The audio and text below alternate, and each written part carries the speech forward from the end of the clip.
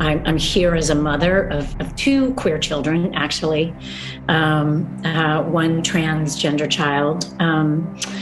And one pansexual child, and also as a leader. Many LGBTQIA characters in our stories, and yet we don't have enough leads and narratives in which gay characters just get to be characters. Our leadership over there has been so welcoming to my not at all secret gay agenda, and so I feel like I felt like it was, maybe it was that way in the past, but I guess something must have happened in the last, they are turning it around, they're going hard. Let's have these two characters kiss. Let's, in the background, I was just, wherever I could, just basically adding queerness to, if you see anything queer in the show, I'm proud of them. But I just was no one would stop me and no one was trying to stop me. And they've been really open to exploring queer stories. And so I put together a tracker of our background characters to make sure that we have the full breadth of expression. And we got into a very similar conversation, Carrie, of all of our gender non-conforming characters are in the background. Last summer, we removed all of the gendered greetings in relationship to our life skills. So we no longer say ladies and gentlemen, boys and girls. We've provided training for all of our cast members in relationship to that. So now they know it's hello everyone or hello friends. We are in the process of changing over those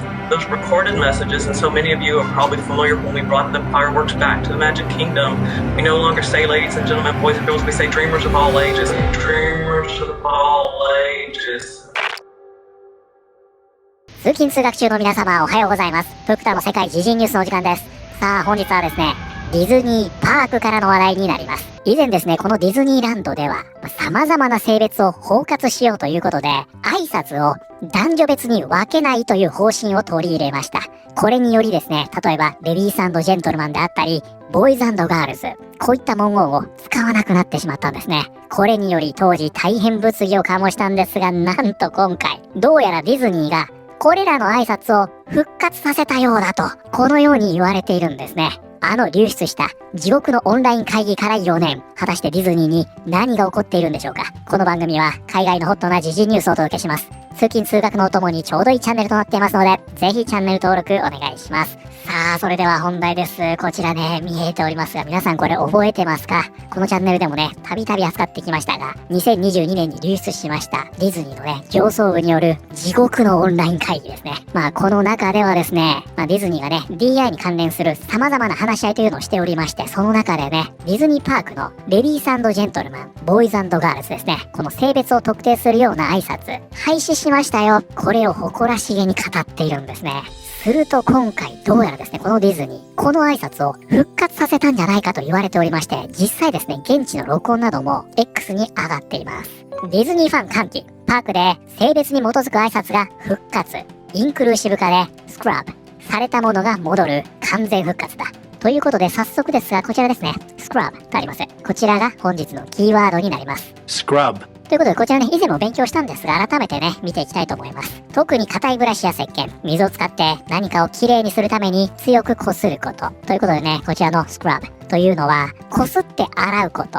ゴシゴシとこすって洗う。こういった意味になるんですね。で、ここから転じてですね、こちらにもありますが、予定していたことをやらないと決めること。ということで、このね、スクラブには、中止するとか削除する。こういった意味もあるんですね。これでもすごくイメージしやすいでしょう。つまり、あったものをそこからなくしてしまうこと。こういった意味ですよね。で、削除と言いますと皆さんね、デリート。こっちの単語の方が馴染みがあるかもしれませんが、これはね、もう単純に削除するという意味で、このね、スクラブというのは、その汚れているものを消す、不要なもの、問題。これらをきれいにする。こういった意味なんですね。つまりそこにね、意図があるんですよ。なので割とね、政治的な文脈で使われることの多い単語ですね。ゴシゴシと洗う。ここから転じて何か不要なものを削除する。こういった意味のワードになります。ということでこちらは、ディズニーファン歓喜。パークで性別に基づく挨拶が復活。インクルーシブ化で削除されたものが戻る。完全復活だ。Ladies and Gentlemen が戻ってきた。ディズニーファンの間でかつて廃止された呼びかけがテーマパークで復活したという話題がトレンドとなり、意見が分かれている。これを世界が正常に戻りつつある兆しと見る人もいるようだ。最近マジックキングダムエクスプレスモノレールで Ladies and Gentlemen が復活しているのを聞けて本当に良かったと、テーマパークチーターとして知られるディズニーワールドの熱心なファンがツイート。性別を前提としたアナウンスが含まれる社内放送の映像を添付した。ということでですね、ここではね、何が起こっているかと言いますと、まずね、こちらファンアカウントとありますが、テーマパークチーターというね、こちらのアカウント。これはね、主にね、ディズニーやユニバーサルのパークのファンアカウントなんですね。様々な情報を発信していて、様々なところに行っているようです。そんなアカウントなんですが、チーターもね、ディズニーランド入れるんですね。可愛いからいいのか。僕たちチーター大好きなんでね。この方がね、こんなポストするんですよ。最近、マジックキングダムエクスプレスモノレールで、つまりは舞浜でいうところのリゾートラインですね。このモノレールで、レディース&ジェントルマンが復活しているのを聞けてとても良かったということで、ここでね、その実際の撮影されたね、動画というのをアップしてくれてるんですよ。Ladies and gentlemen, this is the Magic Kingdom. Ladies and gentlemen, if you're saying, please hold on. で、このチーターさんね、ここで、この話題の背景というのを補足してくれているんですが、補足としてこれは、ディズニーがパークをよりインクルーシブにしようとした2021年頃に削除されたものですということで、こちらのね、この映像が削除された過去のものですよと言ってるわけじゃないですよ。で、この戻ってきたと言ってるのは、これは2021年頃にね、ディズニーが削除しちゃったものなんですよと。こういう話なんですね。で、ちょっとね、これ今もう削除されたのか、すでに見れなくなっているんですが、リプにね、メディアの取材なんかも来ておりまして、使っていいですかみたいな。日本でもよく見るでしょ。これ海外にもあるんですね。それでね、いろいろ話をしていて、どうぞなんてやってたんでね。どうやらこの話、ガセではなさそうですね。ということで、これね、様々なメディアが取り上げています。でもね、これだけであれば、特にディズニーパークにね、あまり興味ないという方にとっては、だから何って話だと思うんですが、ただの挨拶でしょ。これにはですね、もう本当に様々な因縁があったんですよ、これまで。で、ディズニーといえばね、今でこそ若干落ち着きを取り戻しつつありますが、特にですね、2020年の後期から、2021年、2022年にかけて、このね、DEI の推進というのがもう本当に露骨だったんですね。すごかったんですよ。で、このチャンネルでもね、それについてはたびたび取り上げてきたんですが、2020年、この時に問題になったのが、スプラッシュマウンテンでした。この題材となっている映画があるんですが、これがね、南部の歌と言いまして、主にね、人権団体から、この描写がね、正確ではない。つまり黒人というのがね、迫害される立場だったのに、美化をするなと抗議されていたんですね。するとこのディズニーですね、ここに関してはね、すっかり折れてしまいまして、このスプラッシュマウンテン、めちゃくちゃ人気のあるアトラクションだったんですが、これをね、2009年のアニメ映画、プリンセスと魔法のキスのアトラクションに変更すると発表しました。で、これによりですね、現在はこのスプラッシュマウンテン、舞浜にしかないんじゃないかなと思います、今はね。で、このスプラッシュマウンテンのね、モチーフになっているウサギドンというキャラクターがいるんですが、このディズニーはね、このキャラクターの痕跡を徹底的に消していると。こんな話題もね、以前こちらの動画で見ておりますので、ぜひね、ご覧になってください。この後に置かれた装飾品というのが、ネットで売っている既製品だったというね、ものすごい話なんで、この動画もね、すでに2年以上前なんですね。そんな話もありました。そしてこの翌年ですね、2021年。なんとこちら見てください。このハーフポストがね、ポストしておりますが、レディース&ジェントルマン、ボーイズ&ガールズ、廃止へ、東京ディズニーランド市、園内アナウンスを変更。すべてのゲストの皆様により気持ちよくお過ごしいただくため、性別を特定しない文言に変更し、性的マイノリティの来園者などにも配慮した表現に。ということで、プクタが記憶している限り、このね、レディース&ジェントルマン、ボーイズ&ガールズ、これを廃止したのは、舞浜がね、先駆けだったはずです。これ意外でしょ。舞浜というとね、ちょっと治外法権的な立ち位置にいると言いますか。ディズニーの直営店ではないんでね、舞浜って。あれ、オリエンタルランドを経営してるんですよ。なので、あまり DI の影響を受けないというように考えられてはいるんですが、このね、レディース&ジェントルマンの排除に関しては、舞浜めちゃくちゃ早かったんですよね。つまり、海外のパークは、この舞浜に続いた形になっていたんじゃないかなと思います。これ意外でしょ？ここでですね、このオリエンタルランドは、東京ディズニーランドから、レディース&ジェントルマンと、ボーイズ&ガールズ、これを廃止すると発表したんですね。これが2021年です。で、ちなみにね、舞浜に関しては、先ほどのスプラッシュマウンテン、唯一ね、現存はしているんですが、この歌に関してはですね、ズッパリルーダーっていうあれです。あれね、リゾートラインで流れていたと思うんですが、エントランスでしたっけ？これはね、すでに削除されています。だからこれも以前ね、動画で見ましたが、この舞浜の立ち位置というのはね、非常に微妙で、なんて言うんですかね、すごくやっぱりバランス感覚が日本人的と言いますか、はっきりと白黒はつけない感じなんですね。わかります？メドレーからはね、ジッパリールーダー廃止するんだけど、スプラッシュマウンテンの曲ね。でもスプラッシュマウンテン自体は残すみたいな。わかります？一応ね、なんかプライドの時期になると、レインボーグッズがなんかフォーカスされてるんだけど、よく見ると7色みたいなね。本当のレインボーかいみたいな。わかります？プライドのレインボーって6色なんですよ。ただ、いわゆる虹色。このレインボーっていうのは7色でしょ。なので、東京ディズニーランドのレインボーっていうのは、すごく目立たない形で、7色目が存在するというね。この感じでね、日本っていう風土と、まあ言ってもね、ディズニーに IP をお借りしている立場ですから、ディズニーの顔色を伺いながら、うまいことやってるみたいなね。まあそんな舞浜なんですが、2021年にね、世界に先駆けて、レディース&ジェントルマンを排除したと。そして、この翌年ですね。こちらです。このチャンネルでもね、たびたび見ておりますが、このディズニーの幹部と、あと外部のね、DI のアクティビストですね。こういった人たちを集めたオンライン会議がリークされました。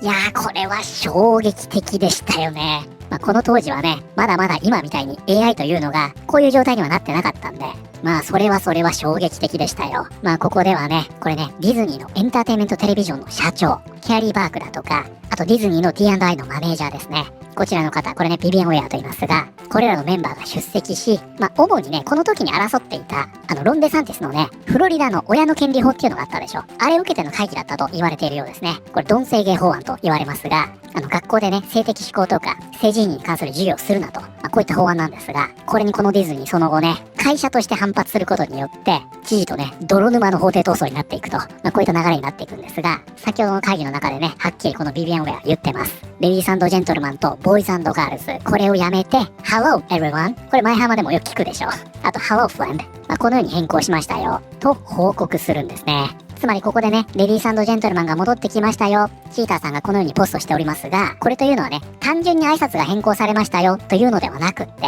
2020年の後期ですね。まあ、つまり、バイデン政権ですよ。もうここともろ被ってるんですが、つまりトランプ政権の末期からバイデン政権への流れですね。ここに合わせて、急速にこの D&I というのを進めていったディズニーパークが、どうやら方向転換しているんじゃないか。これを示唆しているんじゃないかと言われているわけですね。これはね、ダッパークペースさんも伝えておりまして、ディズニーのテーマパークがレディース&ジェントルマンを復活。ジェンダー表現に関する大きな方向転換。この変化はディズニーが包括性重視の時代に導入した最も目立つ言語変更の一つが来園者の体験に十分に貢献しなかったか、内部的に問題を引き起こしたか、あるいは単に現在の企業の方針をもはや反映していないと認めたことを意味する。だからこそ重要だ。ディズニーはかつてレディース&ジェントルマンというのをやめるという決定を下した。もし今また意識的にそれを使い始めているのだとすれば、それは単なるマイクでの言葉遣い以上に会社の内部で何かより深い変化が起きていることを意味する。こちらね、ポリマーケットこれ伝えておりまして、一番ねバズってるんで、このリプ見ていきますね。彼らはついに生物学の本を開いたのか。彼らはゲイやトランスジェンダーの人たちが利益を支えているわけではないと気づき始めている。世界は回復している。つまり彼らは MMIWG2SLGBTQQIA+ を見捨てるということがまるで最初から気にしていなかったかのようだ。ということでね、まあこれ皮肉ですよ。これね、ちょっとこのチャンネルで取り上げるのね、タイミングをしてしまいまして、どうしようかなと思っていたとこなんですが、お目覚め先進国のカナダでね、こう先住民団体のリーダーたちが集まりまして、政府の予算削減に対して抗議するための会見を開いたんですね。まあここでね、今では LGBTQIA+ なんて言われますが、ここにね、先住民に対しての問題、MMIWG というのがつきまして、これがね、長くなりすぎてるということで話題になっていたんですね。まあそもそもね、この LGBTQ と先住民の話を一緒にするなということで問題視されていたんですが、この方それ知ってるんですね。まあそれを使っていると。Of MMIWG2SLGBTQQIA+. 2SLGBTQQIA+, 2SLGBTQQIA+, family members and organization. 遅すぎた。人々は多くのザレ事にうんざりしている。世界は癒えつつある。ディズニーは文字通り5年間アメリカに生物学は不快だと説き続けてきた。そして今度はアメリカがディズニーにガラガラのテーマパークの方が不快だと言い返した。現実世界へようこそミッキー。ずっと待っていたぞ。で、この話題はですね、日本でも大変話題になっておりまして、こちらね、X でもストーリー立っておりますので、日本の方のね、反応も少し見ていきたいと思います。よし、東海道新幹線もさっさとレディース&ジェントルマンを復活させよう。っていうことはこれ東海道新幹線も変更されたということなんですかね。この方ね、メリークリスマスも復活させましょうね。昨日ちょうどレディース&ジェントルマンが脳内から抜けないよなんて話をしていたところ、この流れ、舞浜はどうするんですかね。ねえ、まあ本来であればいち早くこれを取り入れたのであれば、いち早くね、抜けてもよかったんじゃないかなと思いますが、民主党時代のポリコレがまた一つ終わった。この挨拶すらも許されないアメリカ社会とは、この方はね、先ほどの東海道新幹線の件反対の方ですね。男女二元論の助長なのでありえない。レディーにもジェントルマンにも当てはまらない人は乗客じゃないということになる。everyone など性別を規定しない挨拶の文言じゃないと復活はダメですと。で、その下の方ね、東京ディズニーリゾートでもぜひ復活させてください。はい、ということで本日はですね、2021年から2022年にかけて廃止していたはずのレディース&ジェントルマン。どうやらディズニーパークがこれを復活させたようだという話題を見てまいりました。いかがだったでしょうか。この流れというのが本当にあるのであれば、挨拶が変更されましたという単純な話ではありませんよね。もうこれは明らかで、もうこのディズニーのね、挨拶というのには、そのディズニーのジェンダーに対するスタンスというのが色濃く反映されているというのは、もうあの会議で明らかなので、この復活にね、大きな意味を感じている人は多いようですね。いやー、しかしどうですか、ここ最近、特にね、このジェンダーアイデンティティに関しては、かなり振り子が戻ってきてるというのを感じません？このチャンネル見てるだけでも、ここ最近、ちょっと明らかに何かが変わってきてますよね。まさにね、IOC の一件がそうですが、ダーツもそれに続きましたと。そしてこのディズニーの話でしょ。これ全部繋がってるように見えませんか？プクタとしてはね、舞浜もね、ぜひこれに続いていただけたら、そしてメドレーにね、ジッパリルーダを復活してくれたら嬉しいですね。皆さんはこれについてどのように思われたでしょうか？ということで、本日の動画は以上になります。この動画良かったよと思っていただいた方、ぜひチャンネル登録、グッドボタンお願いします。それではまた通勤通学中にお会いしましょう。